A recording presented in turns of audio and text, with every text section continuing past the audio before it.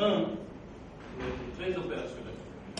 Tu as les orientations de ton organisation.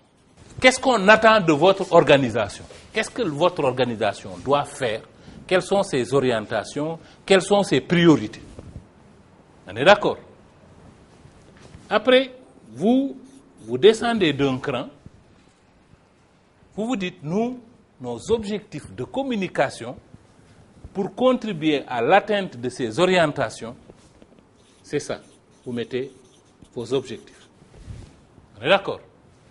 Après, vous vous dites, nos cibles de communication, à qui je vais m'adresser, quels sont les prescripteurs, quels sont les gens qui vont avoir un rôle d'influence assez important, même au niveau des élus locaux. Tu sais, dans les élus locaux, quand je vous disais que élu local n'est pas élu local, il y a des gens, quand ils disent que c'est ça, les gens, d'autres vont suivre.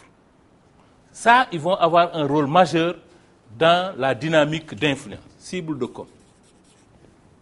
Tu peux dire quels sont mes objets et mes axes de communication. Sur quoi je vais communiquer? Est-ce que je vais communiquer sur le rôle des élus locaux dans la mise en œuvre d'eux?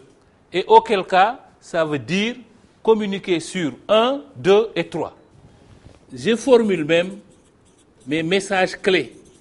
Mais mes messages clés, je vais les redécliner parce que ce n'est pas, j'ai un message clé, en fonction de ma cible, c'est le même message, mais la façon de le dire va différer.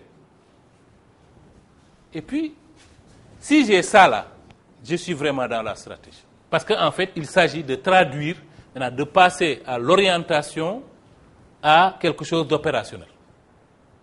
On sait maintenant, on a les objectifs, on a les actions, on sait combien ça coûte, on sait qui est responsable, on sait quels vont être les indicateurs. C'est ça, on opérationnalise. Et on sait à quel délai les choses vont se mettre en place. Mais ça, vous pouvez le faire même si vous organisez un événement. Le travail de réflexion, c'est ça que vous devez faire.